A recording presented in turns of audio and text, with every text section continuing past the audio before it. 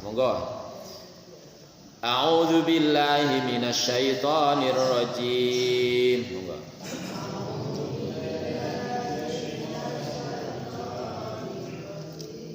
Bismillahirrahmanirrahim.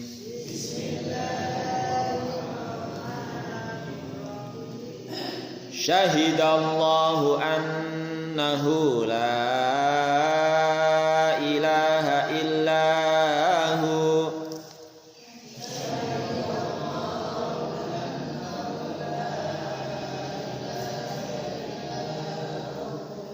Syahidallahu annahu la ilaha illahu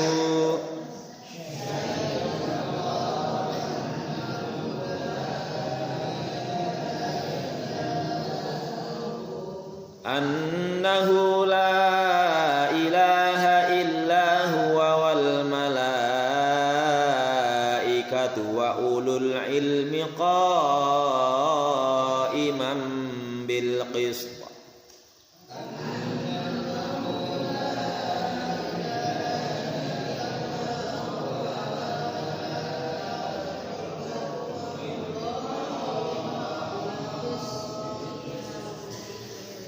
Ulu niku unya mboten dibaca dawa. Annahu la ilaha illa huwa wal malaikatu wa ulul ilmi qa'iman bil qist.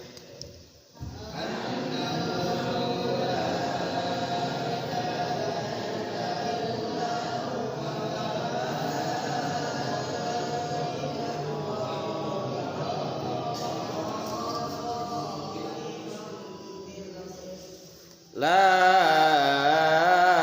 ilaha illa huwal azizul hakim.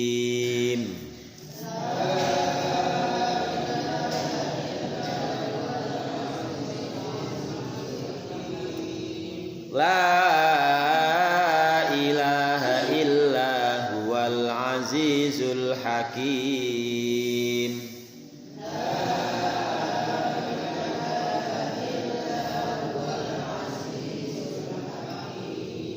Inna ad-dina 'inda Allahil Islam.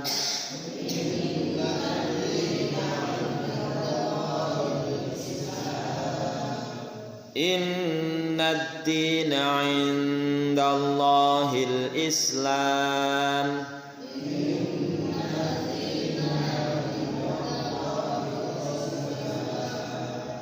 Wa makhtalafa alladhina utul kitaba illa min ba'di ma ja'ahumul ilmu baghyan bainahum.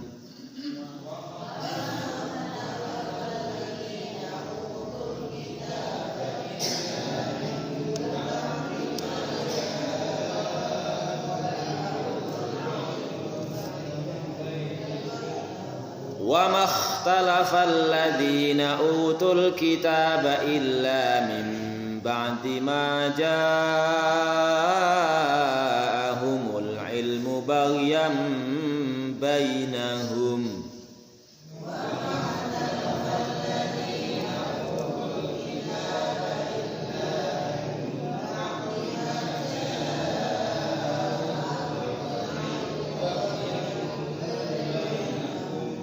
Wa may yakfur bi ayatillahi fa innallaha sari'ul hisab.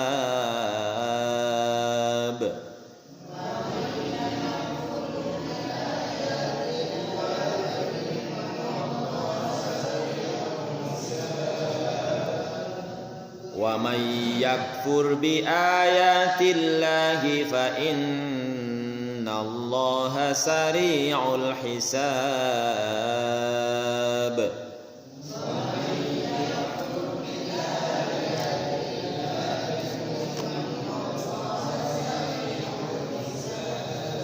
Sadaqallahul azim. Nah, ini Ini kita kaji maknanya. Syahidallahu, Allah mempersaksikan. Syahida ayat syahadah al-iqraru wal bayan, yaitu mengakui dan atau pengakuan dan penjelasan. Ay bayyana wa alama ta'ala ibadahu bin firadihi bil wahdaniyah. Syahidallahu annahu la ilaha illahu. Allah bersaksi, Allah menyaksikan, mempersaksikan bahwasanya tidak ada Tuhan selain Dia. Selain Dia. Allah mengumumkan, menjelaskan kepada hambanya akan keesaannya, kesatu-satunya. Satu yang nggak ada duanya. Bukan tiga jadi satu jadi tiga, nggak bisa. Satu ya satu. Qala Syamahtari, diterangkan oleh Imam Syamasyari, syubbihat dilalatuhu ala wahdanati bi syahadati syahid fil bayani wal kasyaf. Jadi ini kalau Allah yang sudah menjadi saksi, ya mestinya semua manusia, semua makhluk yang mengetahui dan mendengar ini ya tidak ada ragu-ragu lagi. Kenapa? Kalau Allah mengatakan dalam ayat yang lain, alaihissallahu bi ahkamil hakim. Dia hakim yang paling adil. Dialah satu-satunya yang tidak ada salahnya, tidak ada zalimnya. Sementara nggak ada manusia yang tidak punya salah. Syahidallahu annahu la ilaha illa huwa wal malaikatu, juga para malaikat. Saksinya Gusti Allah karo malaikat. Malaikat nggak pernah keliru. Walaupun ada cerita malaikat keliru nyebut nyawa karena wongnya berubah jadi nomaning misalnya gitu. Oh, enggak. Bahkan dulu ada cerita ya, ada malaikat diberitahu Allah, malaikat Israel, kamu cabutlah dia nanti di negeri, misalnya di negeri mana, di Eropa ya, hari ini gitu. Padahal ternyata hari ini kok masih di sini aja, masih di tempat lain gitu. Malaikatnya malah bingung nih kepriwe. Karena Allah sudah menakdirkan yang dilalai, ada acara dia pergi ke tempat itu. Jadi hakikatnya kita semuanya sedang menuju tempat di mana kita akan dijemput malaikat Israil. Makanya harus persiapan. Para malaikat nggak pernah salah, nggak pernah punya dosa, karena sifat malaikat oleh Allah dibuat menjadi orang, menjadi makhluk yang la ya'sunallaha ma amarahum wa yaf'aluna ma yu'marun. Itu sifat malaikat. Malaikat nggak pernah namanya menentang perintah Allah, selalu melakukan apapun yang diperintahkan. Beda dengan manusia. Karena apa? Malaikat tidak dibekali dengan keinginan atau nafsu. Tapi kalau malaikat disuruh ngurusi bumi, nanti buminya ya coba ya, orang kepengen apa-apa sih. Itu. Makanya malaikat tidak menjadi khalifah di bumi. Wa ulul ilmi, juga menjadi saksi, mempersaksikan adalah para ahli ilmu. Qaiman bil qisti, bahwa Allah itu di samping sebagai Tuhan yang berhak dan patut disembah, juga satu-satunya yang menegakkan keadilan. Artinya bahwa keadilan Allah tidak perlu diragukan. Adil itu apa sih? Nih, kadang-kadang kita menerjemahkan, memaknai keadilan kurang pas. Oh, bapak ora adil. Nyong diwehi kaya kiye, adikku ora diwehi kaya kae. Adil itu dalam Islam konsepnya, pemahamannya bukan sama rata.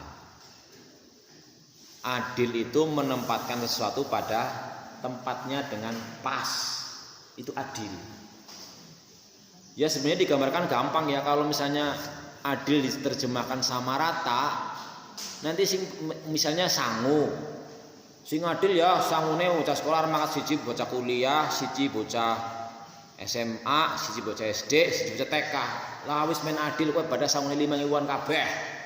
Sing kuliah ya ora gelem ya. Nggih, Mbak. Mulanya kita harus paham bahwa adil itu maknanya bukan sama rata. Adil itu sesuai dengan kadarnya, haknya dan sebagainya, pas istilahnya. Hanya Allah lah yang bisa pas itu, seadil-adilnya, menempatkan sesuatu dengan pas. Qa'iman bil qisti. Nah, di sini Allah menyebut ada malaikat, ada orang-orang yang berilmu, menunjukkan bahwa dua makhluknya yaitu malaikat dan orang-orang yang berilmu termasuk makhluk yang terpilih. Maka kita bisa berusaha masing-masing untuk menjadi orang yang berilmu. Maka dalam Islam menjadi sebuah kewajiban bahwa mencari ilmu, khususnya adalah ilmu tentang agamanya, itu wajib. Karena agama kita patokannya Al-Quran Sunnah, maka tiap orang wajib belajar, wajib mencari ilmu tentang Al-Quran dan As-Sunnah. Wajib itu, bukan kewajibannya bisa santri, bisa pondok, enggak. Tolabul ilmi, bahkan di situ Rasulullah menyatakan bukan tolabu ilmin, boleh ilmu apa saja, enggak. Itu pakai alif lam ma'rifah, menunjukkan bahwa wajib mempelajari ilmu tentang agamanya.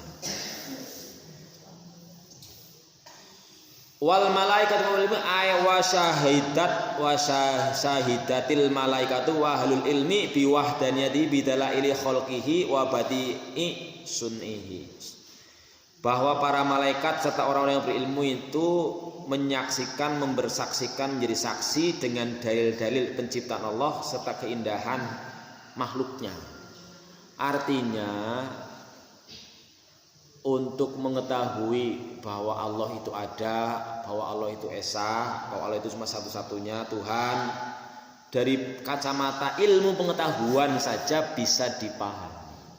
Misalnya kalau dalam satu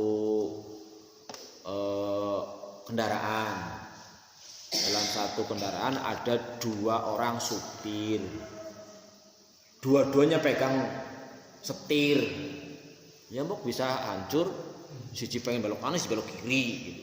Maka Allah menggambarkan laukana fihi ma alihatani laukana fihi alihatani lawasatil ardu, kalau masalah itu andai kata di bumi dan di langit itu ada dua Tuhan, mesti hancurlah bumi ini gitu. Bahkan dulu ketika orang-orang musyrik jahiliyah itu belum paham, ketika mereka menyembah berbagai macam sesembahan, ada patungnya banyak gitu. Kemudian ketika Rasulullah diutus membawa ajaran kau satu Tuhan, mereka berdiskusi, Muhammad, kok kamu ngajarin satu Tuhan sih? Wong Tuhan kita banyak, masih susah gitu. Maka Rasulullah memberikan gambaran dengan pikiran akal, sikike angger kowe duwe majikanmu loro, siji kepengen ana, siji pengene wektune bareng aja. Kowe bingung apa ora? Iya sing didisit ya bingung. Tapi angger siji tok ya wis gampang nuruti kowe tok wis kan. Jadi justru karena Allah esa dan satu-satunya, maka tidak sulit dipahami untuk keesaan Allah. Qa'iman bil qisti ay hala kauni muqiman lil adli fi ma yaqsimu atau fi ma yuqsimu minal ajlali wal arsa. Bahwa Allah itu penegak keadilan kepada yang dia bagikan, baik itu masalah al-ajal, masalah ajal, tempat waktu, misalnya masalah waktu, ketepatan waktu, serta rezeki. Sehingga ada riwayat sahabat yang mengatakan bahwa aku tidak risau dengan rezekiku, karena kalau yang bukan rezekiku tidak mungkin sampai kepada aku. Kalau itu rezekiku mesti sampai kepada aku. Jadi tidak terlalu risau dengan misalnya contoh orang mau buka warung lah, nang kene wis akeh warung, akeh saingane kok ya ora payu. Itu pikiran yang kurang tepat. Karena yang Allah perintahkan kita itu berusaha. Misalnya yang berkaitan dengan bulan Desember biasanya menjelang Januari yang rame dibicarakan itu tentang cerita tentang Isa Al-Masih. Ibunya namanya siapa? Isa. Ibunya namanya Maryam, bukan Mbah Maryam. Maryam. Itu kan ada di Al-Qur'an diceritakan bahwa Maryam ketika kandungannya makin besar, terkucil karena dituduh mungkin ora bener, wong dibojo ora meteng gitu kan. Nah, akhirnya Allah memberi rezeki rutoban janiyah. Rutop itu kurma yang mengkel, manis sekali. Saya lebih suka kurma yang mengkel, cuman kalau di sini susah. Kalau di Arab sana kalau haji umroh banyak ya. Yang merah mengkel itu manis, agak-agak sepet seger. Itu kan Allah bisa saja, misalnya iji-iji nang ngarepe anak kurma, bisa, Allah Maha Kuasa. Sebagaimana ketika Nabi Musa pernah minta diturunkan hidangan, tumpeng lah bahasa kita. Bisa aja. Tapi Allah perintah kepada Maryam suruh di orak-orak. Artinya ada usaha. Rezekinya sudah Allah tentukan, tapi kita diwajibkan berusaha. Maka dalam hal ini Allah menyatakan bahwa Allah sudah adil, pastilah dia adil. Allah sudah menyatakan tidak berbuat dolim kepada hambanya, baik masalah ajal maupun masalah rezeki. Cuma sayangnya memang kita tidak diberitahu kapan rezekinya akan tiba, akan dapat rezeki apa, kapan akan ajalnya ketemu, nggak diberitahu. Makanya kita supaya berusaha. La ilaha illahu aila ma'buda fil wujud bihaqqin illa huwa. Tidak ada Tuhan, tidak ada sesembahan yang ada dengan sebenar-benarnya kecuali Allah Subhanahu wa taala. Al-Azizul Hakim, Al-Azizu fi mulkihi, Al-Hakimu fi sun'ihi. Yang memang Allah Maha Kuasa, Maha Mulia, Maha Baik, Maha Adil dan sebagainya. Dalam kuasanya juga bijaksana dalam perbuatannya. Ya, prinsipnya kita sebagai umat manusia, sebagai umat Islam meyakini bahwa Allah itu Maha Adil. Jangan sampai kita memprotes Allah seakan-akan tidak adil. Allah Maha Kuasa seakan-akan Allah berbuat semena-mena. Enggak. Sehingga ada istilahnya ada kunci-kunci pemahaman yang harus kita pegangi. Misal tadi yang pertama, bahwa segala sesuatu terjadi pasti karena izin Allah. Dan bagi orang yang Islam apapun keadaannya itu baik selama bisa menerapkan sabar dan syukur. Kayak gitu aja. Kalau kita kok sebagai orang Islam kok tidak merasa kepenak, tidak merasa baik-baik saja, baik sakit maupun sehat, berarti kita belum bisa menerapkan yang namanya sabar dan syukur.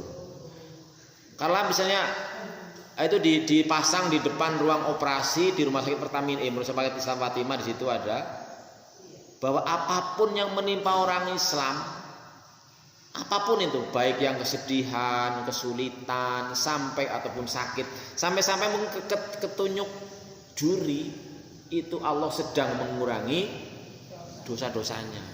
Berarti kan alhamdulillah sedang dikurangi dosanya, tidak mengeluh kan? Alhamdulillah. Ya sakit ya sakit, tapi lebih daripada bahasanya daripada sakit di kuburan, daripada sakit di akhirat, kayak gitu. Teori ini memang tidak begitu mudah, tapi bisa kita amalkan dengan cara kita yakin kepada Allah, bahwa Allah memberikan yang terbaik. Sehingga ketika kemarin saya ngaji misalnya di Cilacap, kalau kita bisa ada hambatan-hambatan ya, kesulitan dalam hidup, itu digambarkan kalau kita mau jalan itu di Karangsari, di belakang Alfamart, atau misalnya ya mau masuk ke Rumah Sakit Fatimah, itu kan ada portal, mau masuk ada halangannya kan, ada halangannya. Itu gambaran bahwa kesulitan hidup yang kita hadapi itu seperti itu, ada portal. Lalu kita misalnya kepengin portalnya menyingkir atau menyat, ngomong sama portalnya, Portal, aja ngalangi dong. Ayo, nyungar liwat ya. Ya nggak bisa kan? Yang bisa itu kita minta sama yang jagain portal itu. Nah, hakikat dalam hidup yang jagain portal siapa? Kalau kita misalnya sakit, yang jagain portal dokter. Bukan. Kita nggak punya duit, yang jagain portal yang punya duit. Kita nganggur, yang jagain portal yang punya pekerjaan. Bukan. Yang jagain portal itu Allah Subhanahu wa ta'ala. Makanya mintalah ud'uni astajib lakum. Minta sama aku, minta saja. Bahkan ada hadis mengatakan innallaha yuhibbu al-mulihina bidu'a. Allah ku seneng maring wong sing dremimil ndonga. Jaluk bae ngerong terus sebel, Mbok. Bolak-balik jaluk bae. Ana lo enggak ada sebelnya itu, malah seneng gitu. Makanya jangan bergantung kepada manusia. Allahus Somad. Dikasih begitu dikasih urusannya anak wong Gusti lupa.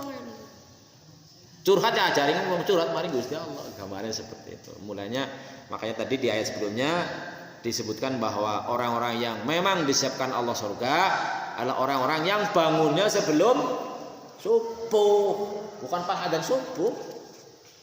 Kemarin itu yang ayat sebelumnya adalah wal mustaghfirina bil ashar, orang-orang yang senantiasa beristighfar di waktu sahur. Waktu sahur itu belum masuk waktu subuh. Jadi kalau kita benar-benar ingin mendapatkan jannatun tajri min tahtiha al-anharu khalidina fiha wa azwajun mutahharatun wa ridwanu minallah, itu ya harus jadi orang yang semangat bangun sebelum subuh. Aja wis asratu khairum minan naum tetep ora menyat-menyat. Kok ya jenenge batang kowe. Halo, kasar banget lho ya Rasulullah menggambarkan ya. Gusti Allah sengit maring wong sing anggerawan kaya keledek, anger bengi kaya batang. Tuh. Itu kasar banget pokoknya dirasa-rasa. Ya batang berarti meneng kaya turu. Ngono keseringnya yang ngono gue sabda Rasulullah nu hadis sahih kok enggak percaya buka bae nang YouTube nang internet apa pirang-pirang kitab. Itu riwayat Imam Ibnu Hibban yang kemarin ini Allah tunjukkan kepada saya belum pernah hafal, belum pernah hadisnya, belum pernah baca. Tapi qadarullah kemarin hari Jumat gilirannya Mbak Haji Tarman khotbah, saya juga menyiapkan, sudah waktu zuhur belum rawuh. Ini siapa ya? Saya maju. Si khotbah apa dia nyuruh siap sambil muadzin adzan buka HP. Oh kena khotbah renungan akhir tahun. Lah malah ketemu Gusti Allah sengit maring 6 sifat mangkene iki. Siji sombong, nomor lorone napa nggih? Kemaruk maring dunia. Sombong gambar genah. Ya udah diganti. Boten maksudnya niki materi sing kula wis ditarik kok kepanggih hadis mangkene iki. Dados Gusti Allah niku mboten remen maring wong sing sifate wonten gadah sifat 6. Pertama wong sing sombong, nomor loro wong sing kemaruk paring dunia, nomor 3 wong sing ngangger masalah ilmu dunia pinter banget tapi ilmu akhirat bodoh. Terus niku nomor 5 tadi wong sing angger awan kaya keledek ning bengi kaya batang. Niku sing materi nih khotbah niku wingi. Sing jenengan malih napa kula kesupen niku. Jadi kula nembe manggi hadis niku.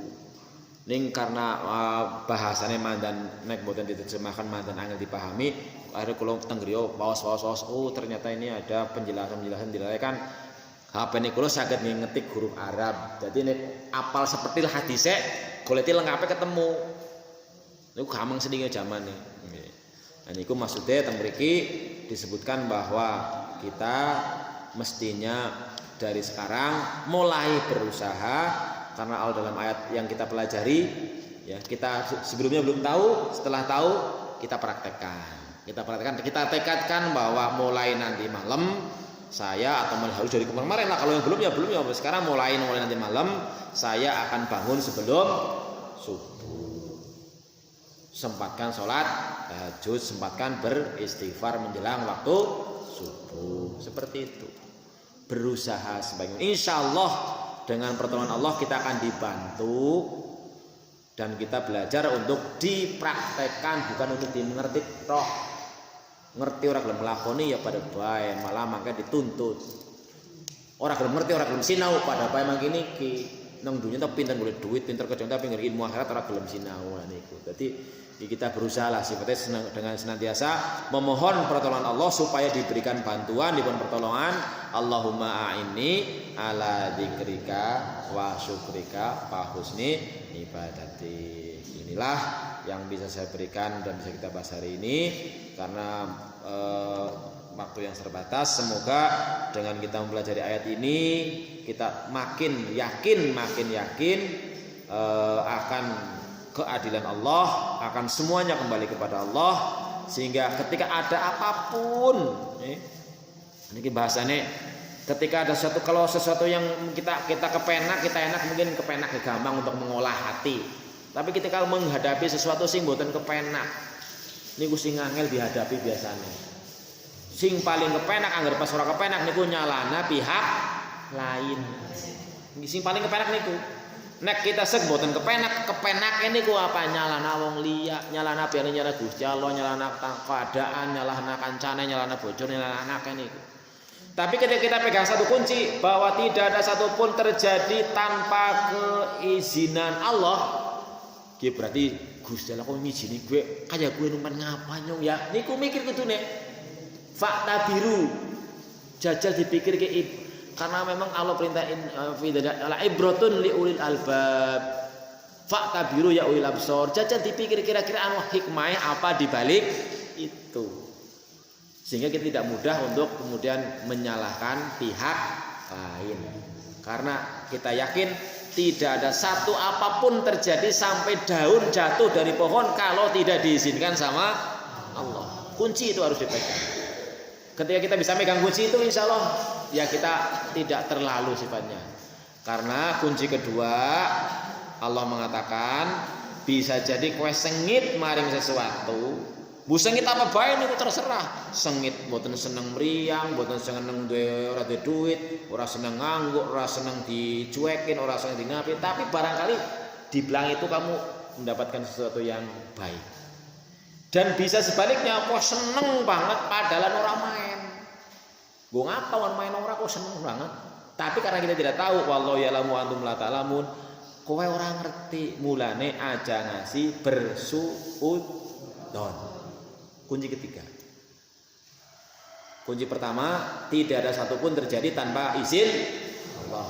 Yang kedua, yang kita senangi belum tentu baik, yang kita benci belum tentu jelek. Makanya sederhana saja. Kunci yang ketiga adalah jangan bersuudzon. Ya nyong ora suudzon, nyatane kaya kowe. Aku suudzon bae jenengane kowe. Nyatane kaya kowe. Di balik itu kan kita tidak tahu apa yang akan terjadi. Karena kalau kita tidak bisa berhusnudzon, saya jamin hidupnya tidak bakal tenang. Apalagi tidak bisa husnudzon kepada Allah. Ya ayyuhalladzina amanu istanibu katsiran minadh-dhon, itu ayatnya. Ada la tadzunnu billahi dzununa apa itu. Pokoknya intinya jangan mudah bersuudzon. Jadi ketika sesuatu terjadi, satu, oh ini pasti atas izin Allah. Yang dicuake bojo mesti atas izin Allah. Kene apa balik dibalik itu ada hikmah apa? Yang kedua adalah yang sederhana saja. La takun hubbuka kalafan wala buduka kalafan. Aja ngasih kowe senenge kepeksa, kesuwe ngamuk. Malah pulang-pulang hilman dari sekolah. La tautub walakumul jannah. Hilman balik ke sekolah. La tautub walakumul jannah. Aja kesuh. Engko kowe di surga. Makanya si marah. Oh, kok disi, kok kena hafal siji. Barang siapa orang yang al-hubbu lillah wal bughdu lillah, lah gue sama juga senenge karena Allah, sengite karena Allah. Lah wong kowe digugur gelem nyet-nyet ya kesuh. Untuk borat kesiram, bener tak geret. Nah, ini karena Allah kan. Soalnya digambarkan wis waktu subuh digugur menyet-menyet. Kudune kan digeret apa disiram. Kan wonten hadis niku sing cobi sing pun tau ngamal kula dereng tau ngamalaken. Gusti Allah sayang maring wong lanang sing tangi bengi salat terus muga bojone ora gelem diciprati banyu niku. Lan sebalike Gusti Allah seneng maring wong wadon sing tangi tengah bengi salat terus bojone digugah ora gelem ciprati banyu. Berarti kesimpulannya gasik-gasikan mbok nganti diciprati kan terus niku ngomong saya. Ini mula. Tapi kan kalau kita mengamalkan ayat yang tadi wal mustaghfirina bil asar udu anu bahkan udu jam 3 iki bisa ramadan, bisa malam bisa azan, subuh menyat, ora menyat jejal. Bangetan lho nyenengan lho, nyong masa disiram umpamane. Kan sudah digambarkan ya jangankan kalau cuma di dunia kayak gitu, kalau api neraka kayak apa? Wong ketika kamu misalnya rumahnya terbakar, api dunia be semangat beli juga anak bocoran pada metu kon mandan selamat kok ya. Ya tapi kan Mas api neraka durung keton. Ini alasannya sih. Nah, mudah-mudahan kita bisa mengamalkan ayat-ayat ini sehingga kita termasuk orang-orang yang dicintai oleh Allah Subhanahu wa taala, termasuk orang-orang yang disiapkan oleh Allah surga di Jannatun Naim yang kekal di dalamnya selama-lamanya. Kurang lebih yang mohon maaf, kita akhiri dengan doa penutup majelis. Subhanakallahumma wa bihamdika asyhadu an la ilaha illa anta astaghfiruka wa atubu ilaik. Wassalamualaikum warahmatullahi wabarakatuh.